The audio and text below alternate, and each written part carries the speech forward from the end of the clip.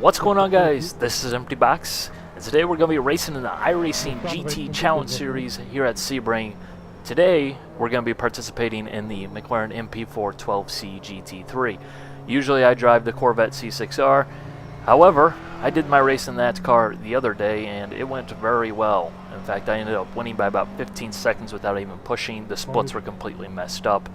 It was a good day for the points, but it was just a very boring race that was not worth watching. So I switched over to the McLaren, and this race was kind of interesting. This definitely has a moral, a message to the story, and that is the power of persistence. This race from lap 1, not to spoil things too terribly much, was completely hosed. But I did manage to have a day where I ended up not losing safety rating as well as actually gaining iRating just by sticking with things and not simply saying, well, I can't win no more, I'm going to quit. This race is actually pretty good, as I do end up in some fairly close and heated battles towards later on in the race. And basically throughout the entire race, I'm within about a second of another car trying to get past him, but I just can't make the move because my car is destroyed. So I will interject across the course of the race. This isn't going to be live like my other videos. So hopefully you guys will enjoy this.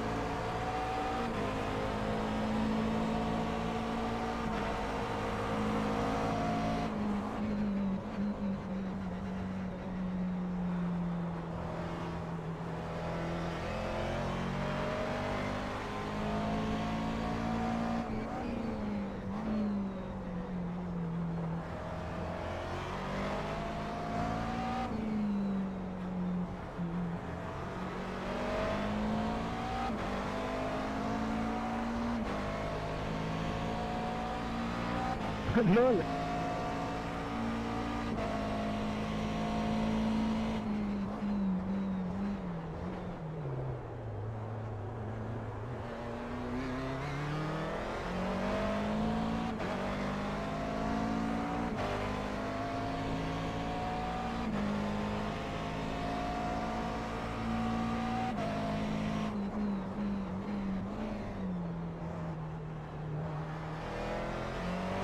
Oh, good job, you first-rate clown.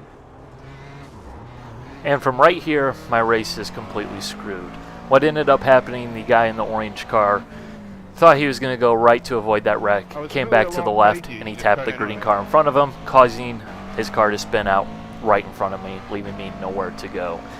This is a rather unfortunate break because, well, my car was basically completely destroyed at this point.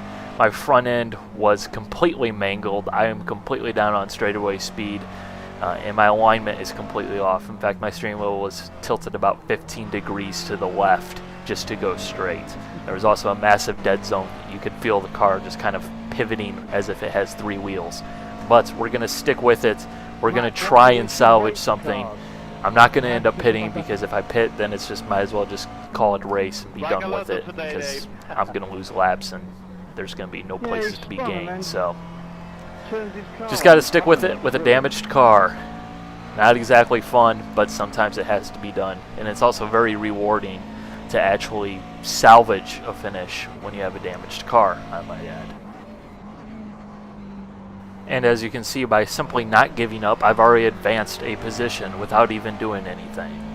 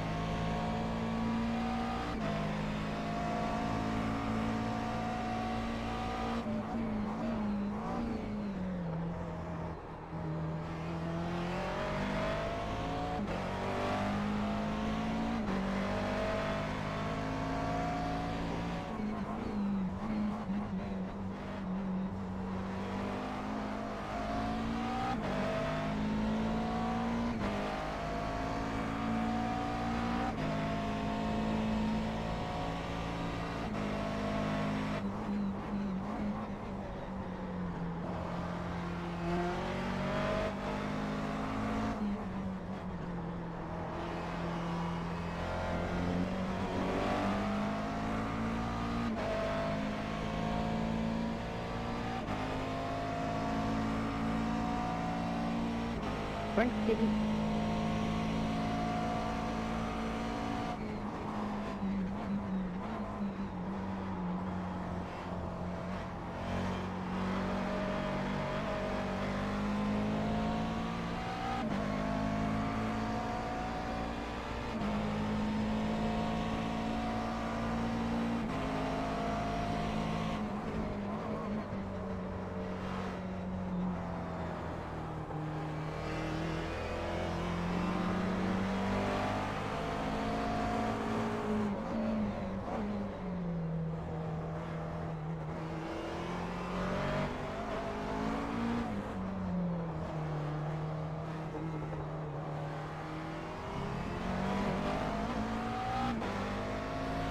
And with this yellow flag, I end up gaining several positions in what could be described as one of the worst crashes I've seen at iRacing. I am not sure how or why this actually ended up happening with the parties involved, but it was quite hilarious looking back at this and thinking, yeah, you probably should have thought differently. But again, because I stuck with it, taking advantage of others' misfortunes and moving up several positions in the process.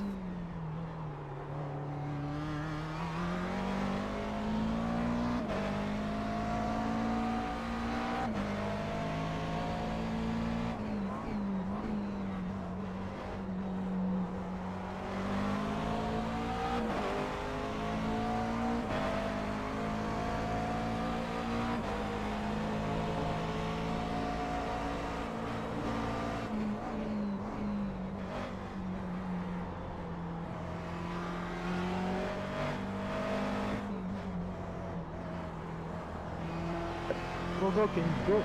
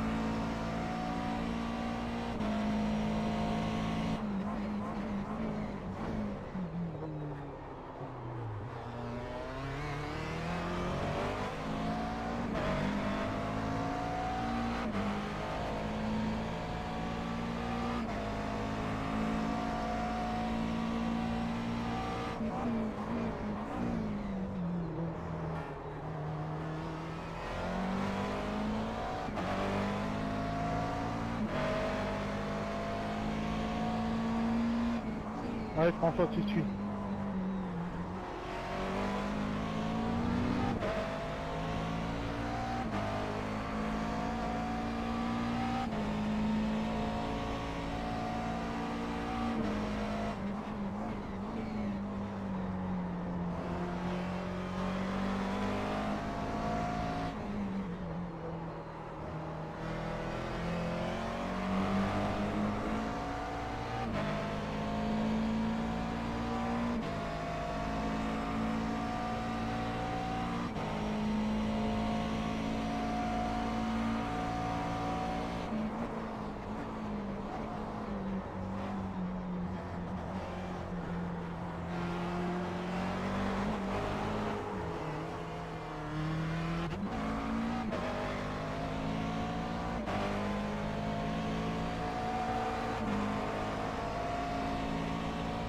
Say hello to my nemesis.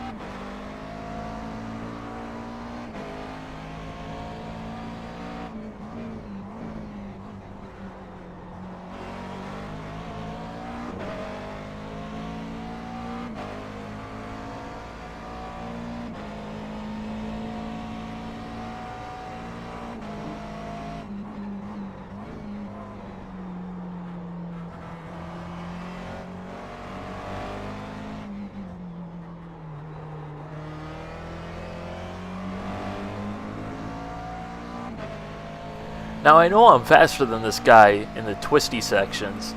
However, down the long straightaways here at Sebring, I have no chance. Even while drafting off of him, as you can see, I can't get any ground on him.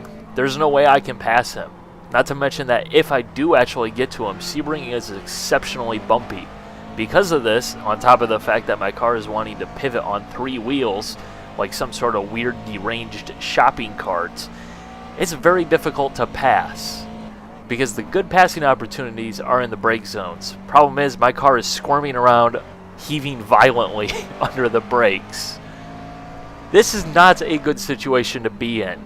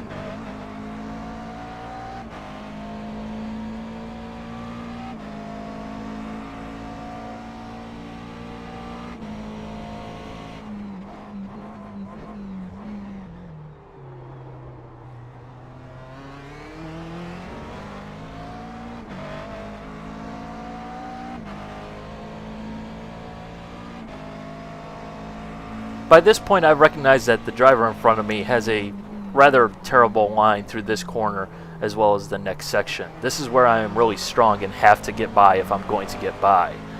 I get a good run coming out of Cunningham, but this next corner, again, exceptionally difficult. There's a little bit of banking that's hard to detect. If you miss it, your car will go sliding. On top of the fact that it's extraordinarily bumpy, on top of the fact my car is a shopping cart with a loose wheel. I was almost by, but I had to back out. Otherwise, I probably would have wrecked both of us.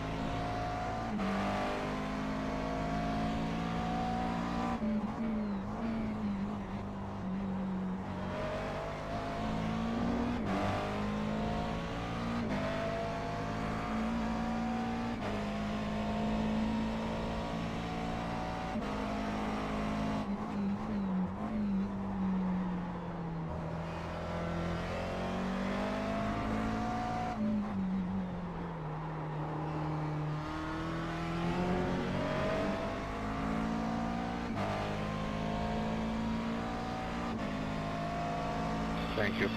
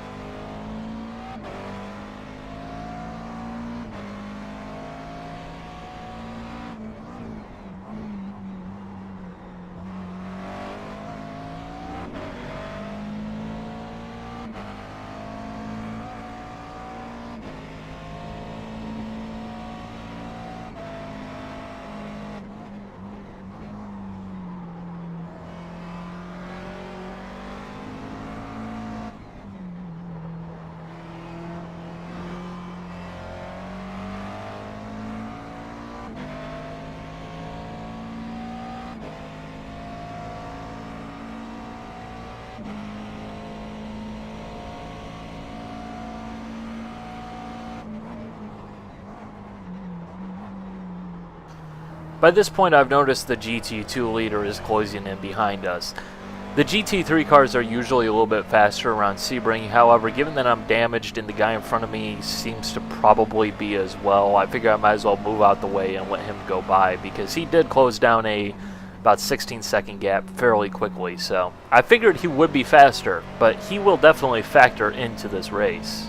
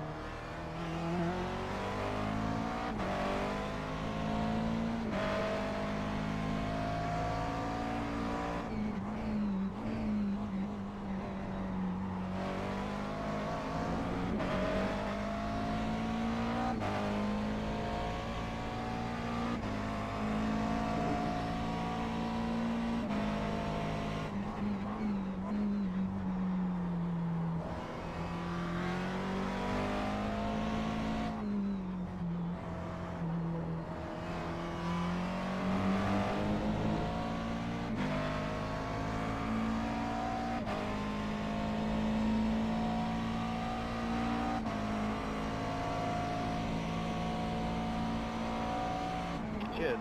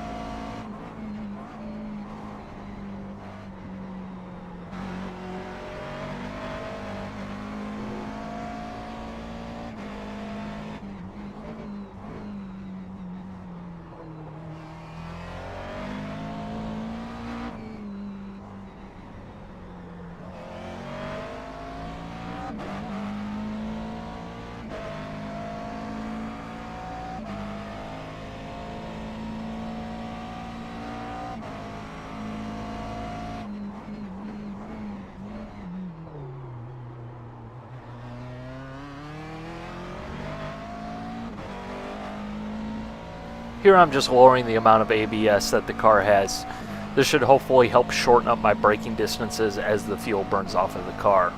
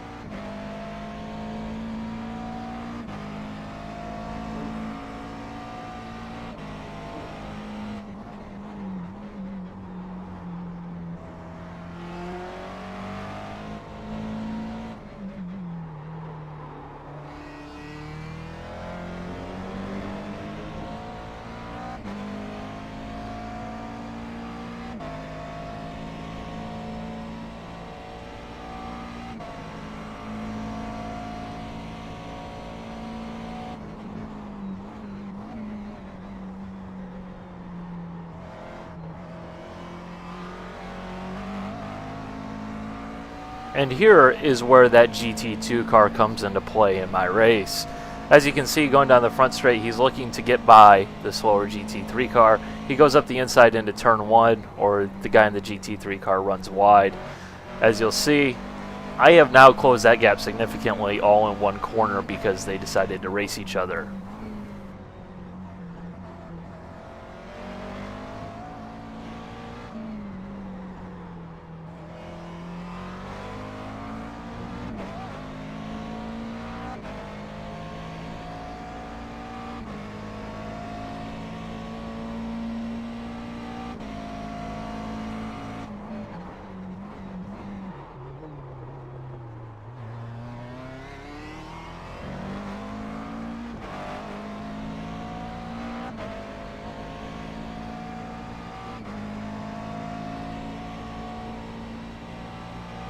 Yes, this guy again. I cannot get by this guy for whatever reason.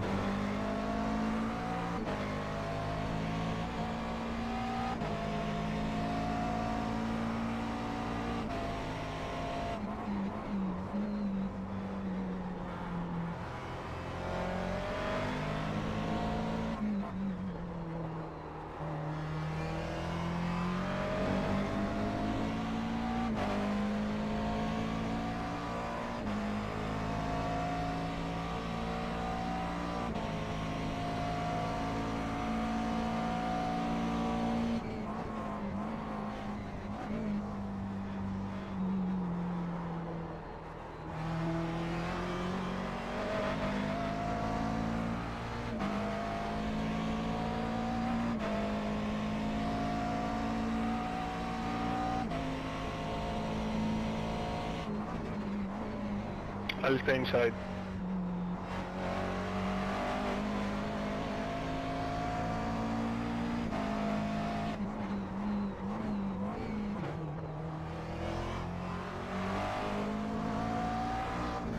And once again, that straight line disadvantage will come back to play. I get a better run off of this corner, but I can't even get close to him in the brake zone. Yet, for some really weird and inexplicable reason, the GT2 car slows down in front of us. I believe to let us by because he thought we were faster, but I don't see why when he closed down the gap. But we'll see more of that a little bit later.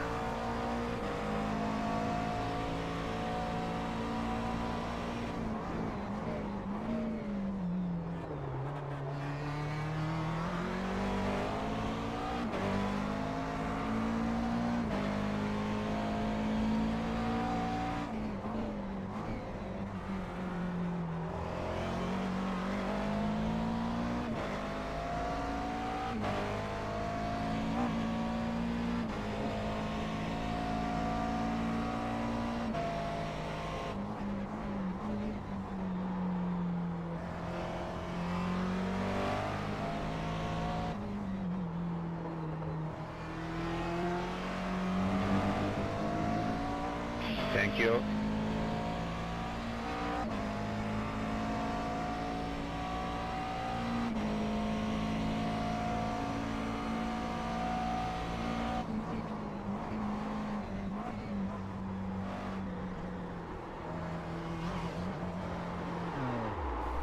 And that was quite embarrassing. That was really very embarrassing. But on the bright side, what did end up happening was my steering wheel was actually somewhat straightened out. Once again, my top speed probably wasn't improved, but at least the steering wheel was pointed more in the correct direction at rest. So it's kind of a good thing I hit that wall. Not gonna lie. And once again, that guy comes back to me. This guy is my nemesis. I kid you not.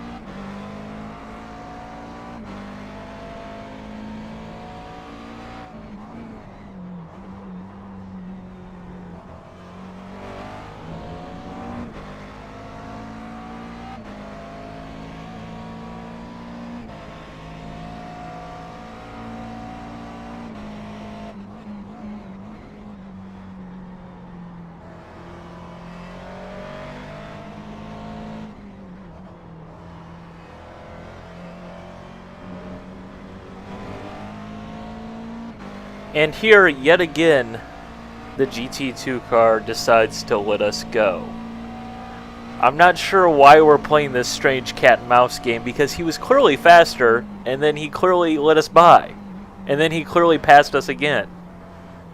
Not really sure what's going on at this stage, but it's kind of really weird and kind of unsettling, not gonna lie.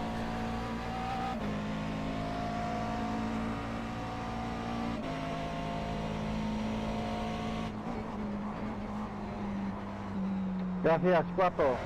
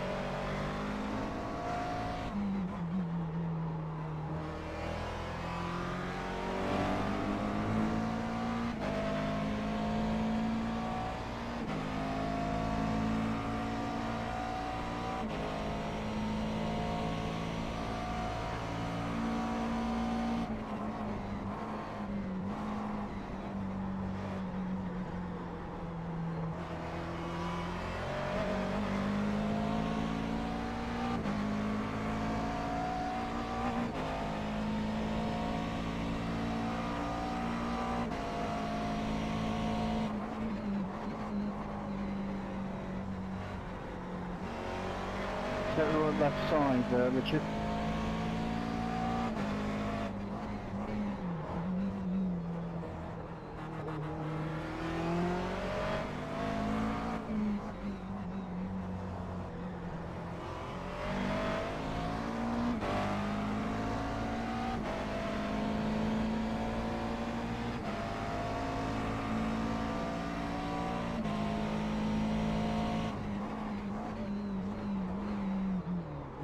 the staying side.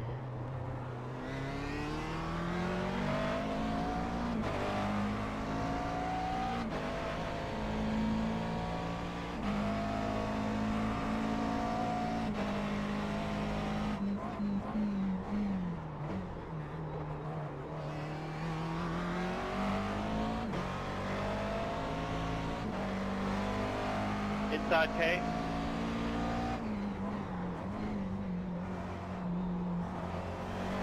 And here, I finally get an opportunity. With a faster Corvette passing through, the car in front of me somewhat spazzes out and runs way wide, leaving the door hugely open. But he's still there, and I gotta go through these corners on a car that's basically a shopping cart with a broken wheel. Somehow I do manage to hold him off, though, and move up a position in the process.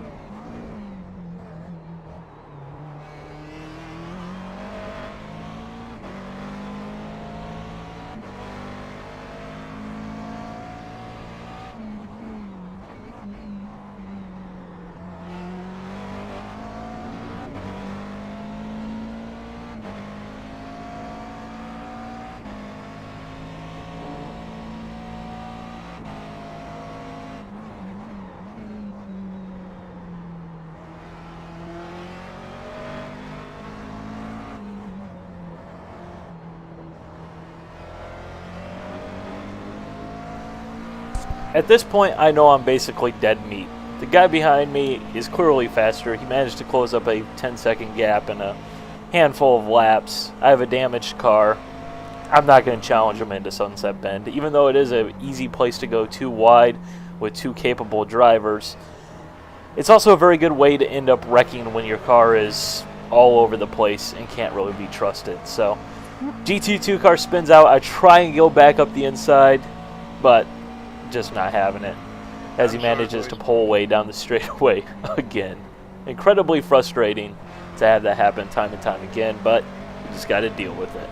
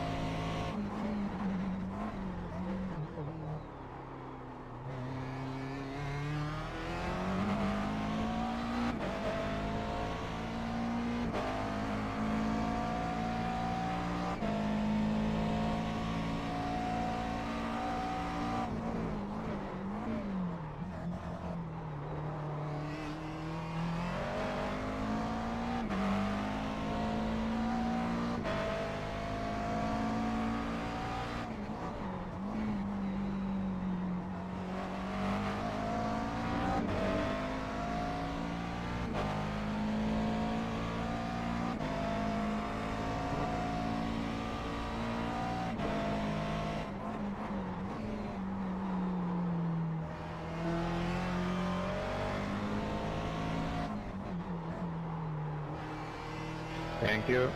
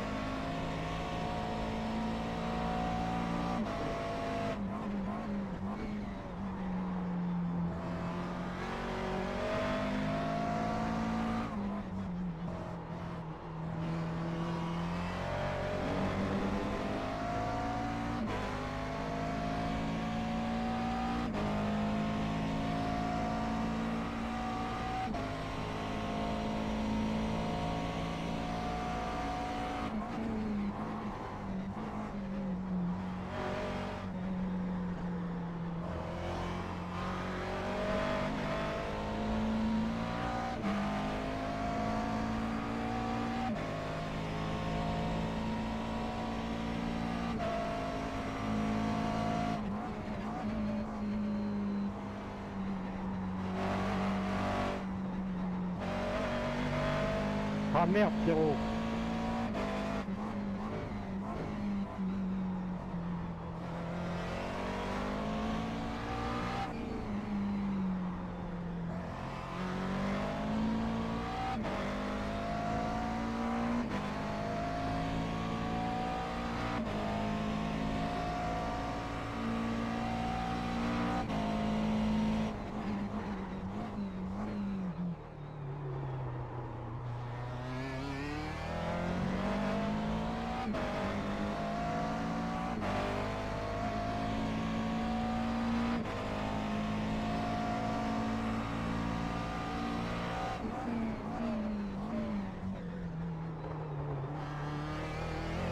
Super, Adrien.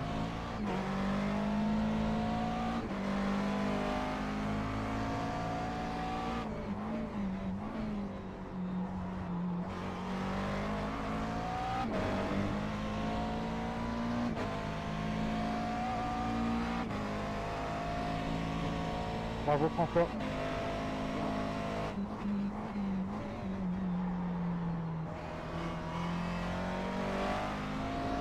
Ah, j'avais un dégât à l'avant droit, je pouvais pas te suivre. Hein. Je te laissais passer, ça servait à rien. Please go and consider this as 100% undeniable proof that iRacing karma exists. Free position on the last lap as someone runs out of fuel. Here's my tip for that. If you don't know how much fuel to put into the car, just fill the damn thing up, because 0.2 of a second per lap is much better than running out of gas on the last lap and being passed by everyone who is still running. Anyways, that's that. If you enjoyed this type of video more so than the regular live videos that I do, please leave a comment regarding that, and I can definitely do this way more often. Next week we're going to be racing at Indianapolis, the road course there. Hopefully we'll be in the C6R GT1. If not, we'll be back in the McLaren. Hopefully everything will go smoother next week than it did this week. But definitely looking forward to that because, again, Indianapolis, one of my favorite tracks in the service as well. So that's that. Again, let me know what you guys think about this type of video. Bye.